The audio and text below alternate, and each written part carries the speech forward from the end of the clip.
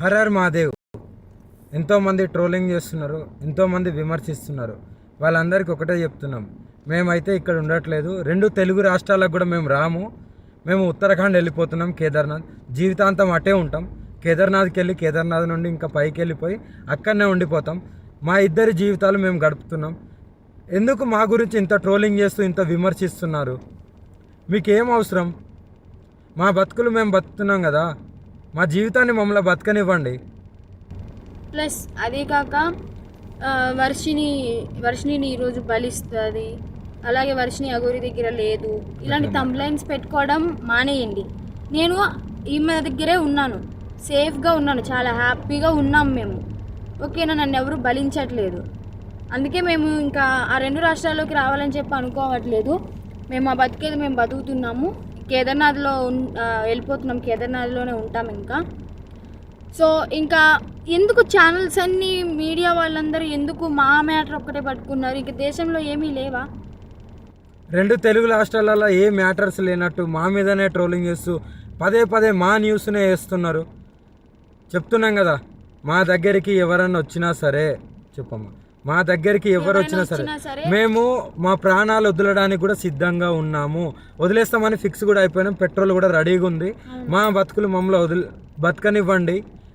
మేము ఆ 2 తెలుగు రాష్ట్రాలకు రాము. జీవితంలో ఇంకెప్పుడు కూడా ఆ 2 తెలుగు రాష్ట్రాలకు రాబోము కూడా. మేము ఇటే ఉత్తరాఖండ్లోనే ఉంటాం, ఉత్తరాఖండ్లోనే ఉండిపోతాం కూడా. ఒకవేళ మమ్మల్ని విడదీయాలి అని చూసే వాళ్ళకి ఒక్కటే చెప్తున్నాము, మీకు మా ప్రాణాలు పోవడమే కావాలి అంటే ప్రజలకు కానీ ఎవరికైనా కానీ, రాజకీయ వాళ్ళకి కానీ, ఇప్పుడు కేసులు పెట్టిన వాళ్ళకి కానీ మా ప్రాణాలే కావాలి అంటే చెప్పండి. మేము ఇవ్వడానికి చేసుకోవడానికి సిద్ధంగా ఉన్నాము. 100% కాళీమాత మీద ఒట్టు ప్రాణదానం చేసుకోవడానికి కూడా ఉన్నాం. ఇప్పుడు మేము ఎప్పుడైతే మరణిస్తామో పెట్రోల్ పోసుకొని ఈ కార్తో సహా పోతాం కదా, అప్పుడు కూడా మళ్ళీ విమర్శించండి, అప్పుడు కూడా ట్రోలింగ్ చేసుకోండి. 2 ప్రాణాలు పోవడానికి, ప్రత్యేకంగా 2 ప్రాణాలు పోవడానికి ఎవరైతే ట్రోలింగ్ చేస్తున్నారో, ఎవరైతే విమర్శిస్తున్నారో, ఎవరైతే కేసులు పెడుతున్నారో, ఎవరైతే వ్యతిరేకంగా చూస్తున్నారో వాళ్ళందరికీ చెప్తున్నాము. దొంగ కేసులు పెట్టిన వాళ్ళకి కూడా చెప్తున్నాము, 2 ప్రాణాలు పోవడానికి మీరే కారణం. మీకు మా ప్రాణాలు పోతే మీకు ఆనందం అనిపిస్తుంది అంటే దానికి కూడా మేము సిద్ధంగా ఉన్నాము. త్వరలోనే ప్రాణాలు కూడా వదిలిపోతాం. ఎవరైనా మమ్మల్ని పట్టుకోవడానికి వచ్చినా, మా దగ్గరికి వచ్చినా సరే మా ప్రాణాలు వదలడానికి సిద్ధం. అలాగే అసత్య వాక్యాలు చేసే వాళ్ళు కూడా చెప్తున్నాము, ఇది ఆపితే బాగుంటుంది. ట్రోలింగ్స్ కూడా ఆపితే బాగుంటుంది. నేను ఈమె దగ్గర సేఫ్గా ఉన్నాను. మా బతుకు మమ్మల్ని బతకనివ్వండి. మేము బతుకుతున్నాం కదా. మేము మీ రాష్ట్రాలలో కూడా రాము కదా, ఎందుకు మమ్మల్ని బతకనియట్లేదు? మీరు 2 ప్రాణాలు కోల్పోతున్నారు, చూసుకోండి, జాగ్రత్త. రేపటి రోజున మీ ఇంట్లో వాళ్ళు కూడా ఉంటారు. మీడియాలో ఇంకా ఘోరంగా మా గురించి ఏదన్నా వస్తే మేము ప్రాణదహనం అయితే చేసేస్తాము. మేము కూడా ఓపిక ఎంతవరకు ఉండాలో అంతవరకు ఉంటుంది. మేము కూడా సహించలేకపోతున్నాము. ఏంటి అసలు ఆ మాటలు ఏంటి, ఆ తంబ్లైన్స్ ఏంటి, వాళ్ళు మీడియా ముందుకు వచ్చి ప్రెస్ మీటింగ్లు పెట్టి వాళ్ళు మాట్లాడే మాటలు చాలా అంటే చాలా ఘోరంగా ఉన్నాయి. మీరు అనుకుంటున్నారేమో కానీ వాళ్ళు అలాగే అంటారు, చనిపోరని. 100% ఆ వీడియో కూడా మీకు పంపిస్తాను, ఎలా మరణిస్తున్నాం అనేది. ఎవరైనా సరే మమ్మల్ని ఇప్పటికి కూడా మా న్యూస్ ఆపకపోతే మా బతికేది మేము బతుకుతుంటాం కదా. అక్కడైతే లేం కదా 2 రాష్ట్రాల్లో. మీకు మా వల్లే ఇబ్బంది కదా, మేము అక్కడ లేం కదా మీ కళ్ళ ముందు. కానీ మేము రాము కదా, మీకు అదే కావాలి కదా. మేము రాము 2 రాష్ట్రాలల్లో. మేమేదో ఉత్తరాఖండ్కి వెళ్ళి బతుకుతాము. ఇప్పటికైనా ఆ యూట్యూబ్ వాళ్ళకి కానీ ఎవరికైనా కానీ చెప్పేది ఒకటే, మా న్యూస్లు ఆపేస్తే బాగుంటుంది. ఇంకా దేశంలో చాలా ఉపయోగపడే న్యూస్లు ఉన్నాయి, అవి చూపించండి. మాది ఒక్కటే కాదు కదా, ఇప్పటికైనా ఆపుతారని చెప్పి. 2 ప్రాణాలని తీసుకోవాలనుకుంటే ఇంకా చేసుకోండి. ఇంకా చూసి ఈ వారం రోజులలోనో ఇంకా ఈ 2-3 రోజులలోనో చూస్తాము, లేకుంటే డైరెక్ట్ దహనం అయిపోతాము. అప్పుడు మీరందరూ ఆనందించండి, మీరందరూ ఆనందంగా ఉండండి. మా ప్రాణాలు పోయిన తర్వాత మీరందరూ కలిసి ఆనందంగా విందు భోజనం చేసుకోండి. ఇంకా మోకిరాబాద్లో కేసు అంటారా, ఆమె పెట్టింది చెల్లదు. ఆ జడ్జి ఎవరైతే డబ్బులు వేశారో ఆయన వచ్చి కేసు పెడితేనే చెల్లుతుంది. ఇంకా మొదటి భార్య అంటారా, అది టోటలీ ఫేక్ అని చెప్పి మీకు కూడా అర్థమైపోయి ఉండాలి. అర్థమై ఉంటుందేమో అనుకుంటున్నాము. అది టోటలీ ఫేక్, 100% ఫేక్. రుజువులు లేనిదే ఆమె ఎందుకు మీడియా ముందుకు వచ్చి మాట్లాడుతుంది? అందుకే చెప్తున్నాం, మమ్మల్ని మాలాగా బతకనివ్వండి. మేము చాలా బాగున్నాము, ఆనందంగా ఉన్నాం, కలిసిమెలిసి ఉన్నాం. మా వల్ల మీకు ఎలాంటివి రాదు. మేము ఆ 2 తెలుగు రాష్ట్రాల్లో కూడా రాబోము, మాకు అవసరం లేదు కూడా.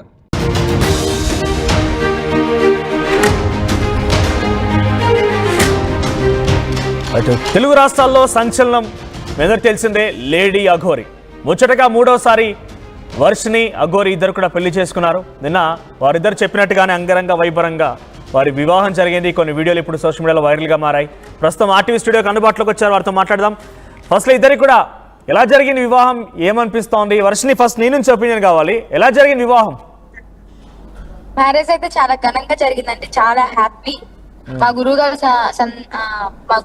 పర్మిషన్ తో జరిగింది కాబట్టి మీరు చూసారు కదా వీడియోస్ లో కూడా ఎంతో చక్కగా జరిగింది. హిందూ సాంప్రదాయంలో చక్కగా చాలా హ్యాపీగా ఉన్నాం. ఓకే. అలాగే నైట్ కూడా ఒక భజన టైప్ లో, అంటే ఒక మినీ రిసెప్షన్ లో పాటల వాళ్ళని, డాన్స్ వాళ్ళని పిలిపించి ఒక చిన్న కార్యక్రమం కూడా చేస్తారు.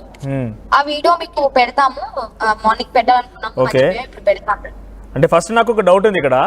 నిన్నటి వరకు అంటే మా అందరికీ మీరు అఫీషియల్గా మ్యారేజ్ చేసుకున్నారని తెలియదు. ఒక 2 రోజుల క్రితం అఫీషియల్గా మ్యారేజ్ చేసుకుని అనౌన్స్ చేశారు. నేను ఆల్రెడీ వీడియోలో చూసాం కదా. ఇప్పటి వరకు మేము వర్షిని అన్నాము, వర్షిని అమ్మ అన్నాము. ఇప్పుడు ఏం పిలవాలి మరి? వర్షిని అనే పిలవండి. హరర్ మహాదేవ్ తెలిసింది తీసుకుంటారు. వస్తాము. అట్లా పోలీస్ వాళ్ళ నుండి కాల్ వస్తే నేనే వస్తాను. నేను వర్షిని అడుగుతున్నా. వర్షిని మంచి హ్యాపీగా ఉన్నారు, ఇప్పటివరకు బాగానే ఉంది. అప్పుడు ఇన్వెస్టిగేషన్ కోసం పిలుస్తారు కానీ అరెస్ట్ అని చెప్పి డైరెక్ట్ తీసుకెళ్ళడానికి వాళ్ళకు కూడా ఎటువంటి రైట్స్ ఉండవు కదా. అంటే ఇద్దరు వైపులా చూసే కదా అరెస్ట్ చేయాల్సింది. ఆమె కేసు పెట్టింది కదా అని చెప్పి సెక్షన్లు పెట్టేసి డైరెక్ట్ తీసుకెళ్లి అరెస్ట్ చేసి జైల్లో కూర్చోబెట్టాలంటే అవ్వదు కదా. రైట్. అఘోరి గారు, ఈ వినీతది ఏదైతే మోకెలలో జరిగిందిగా, ఇక్కడ జడ్జి వస్తేనే అన్ని నిజాలు బయటకు వస్తాయి. ఓకే. Yeah right. అఘోరి గారు, నిన్న మీ పైన ఒక మహిళ బయటకు వచ్చి నన్ను ముందుగా పెళ్లి చేసుకున్నాడని తాలిబొట్టు చూపించింది, గతంలో పరిచయం అని చెప్పింది, బంధువులను కూడా తీసుకొని వచ్చింది. ఏంటి మొదటి పెళ్లి తనని చేసుకున్నారని చెప్పి చెప్తోంది ఒక మహిళ బయటకు. అసలు పెళ్లే జరగలేదు. ఆమెకు ఆల్రెడీ మ్యారేజ్ అయింది, డైవర్స్ అయినా, ఆ డిప్రెషన్ లో ఉండే ఆమె నన్ను సంప్రదించింది. నాకు ఇలా విడాకులు అయినాయి, నాకు కొన్ని ఇబ్బందులు ఉన్నాయి. ఆమె ఇప్పుడు ఏది అది అడ్వకేట్ గా చేస్తుంది. నాకు ఇలా ఆర్థికంగా ఇబ్బందులు ఉన్నాయి, అమ్మ ఒక్కతే ఉన్నది, ఫ్యామిలీలో ఎవరు లేరు, కొద్దిగా కాపాడండి అమ్మా, కొద్దిగా తోడుండండి అమ్మా అంటే నేను అన్నాను, అమ్మ నేను వేరే దగ్గర ఉన్నాను, నేను బిజీగా ఉన్నాను, ఇప్పుడు ఇలాంటి ఏం మాట్లాడలేను, నా వల్ల కాదు, నేను వేరే పోరాటంలో ఉన్నానని చెప్పిన. మీకు ఎలా అప్రోచ్ అయ్యారు? మీకు పరిచయం ఎలా ఉంది? ఇదే ఫోన్లలోనే. ఎవరి దగ్గరికి వెళ్ళో నెంబర్, భక్తులు అనే వాళ్ళు మేము ఏదో ఒకటి అమ్మ దగ్గర చేపించుకోవాలి, పూజ అమ్మతో మాట్లాడాలంటే స్వయంగా నా నెంబర్ అయితే ఉండదు కదా, ఎవరో ఒకరి దగ్గర ఉంటది కాబట్టి సంప్రదిస్తారు. సో ఏం మాట్లాడారు మీతో? ఏం చెప్పారు మీకు? అదే చెప్తున్నా కదా, నేను మాట్లాడడం జరిగింది. సరే అమ్మ ఏదో ఒకటి చేస్తాను తల్లి, కొద్దిగా ఓపిక పట్టు, ఇప్పుడైతే నువ్వు ఏం చేసు, ఆమె డెత్ దాకా అంటే మరణిస్తాను, ఇంకా నాకు ఎవరు ఏం లేదు, నాకు సర్వస్వం ఏమీ లేదు, అలా లైఫ్ అంతా పోతుంది అని చెప్పడం జరిగింది. చావద్దమ్మా, ఇలా ఉండాలి అలా ఉండాలి అని చెప్పడం జరిగింది. తర్వాత కొన్ని రోజులకు మాట్లాడుతూ ఇప్పుడు నా ఆడియోలు బయట పెట్టింది కదా, మరి ఆమె ఏం మాట్లాడిందో ఆమె ఎందుకు పెట్టలేకపోతుంది? అవి కూడా బయట పెట్టాలి కదా. మీ ఆడియోలో అయితే మీరు లవ్ యూ అమ్మా, కిస్ యూ అమ్మా అని చెప్పి నేను ఉండలేకపోతున్నాను. మొగోళ్ళకు కూడా చెప్తాను, నేను మొగోళ్ళకు కూడా, ఎందుకంటే వాళ్ళని కాపాడే బాధ్యత నాది కాబట్టి ప్రేమ పంచుతాను. నేను అందరికి 100% నేను ప్రేమతోనే మాట్లాడతాను. వాళ్ళు ఏ డిప్రెషన్ లోకి వెళ్ళి బయటికి రావాలో నేను అలా మాట్లాడతాను. కానీ తాళి కట్టలేదు. ఆమె ఏమన్నది, వీడియో కాల్ చేసి మందు బాటలు బట్టి నిన్ను పెళ్లి చేసుకుంటా, నువ్వు నాతో ఉండు, నీకు ఆశ్రమం కట్టిస్తాను, ఇలా బతుకుదాం అంటే ఆశ్రమం ఎందుకు కట్టిస్తా అన్నది ఏదో ఒకటి లేదే కదా, కట్టియదు కదా. మరి ఆశ్రమం ఎందుకు కట్టిస్తా అన్నది ఆమె అడ్వకేట్, ఏదో దురుద్దేశం ఉండే కదా. ఇద్దరు కలిసే ఆశ్రమం కడతారు అని చెప్పి ఆలోచనలో ఉండేవాళ్ళం.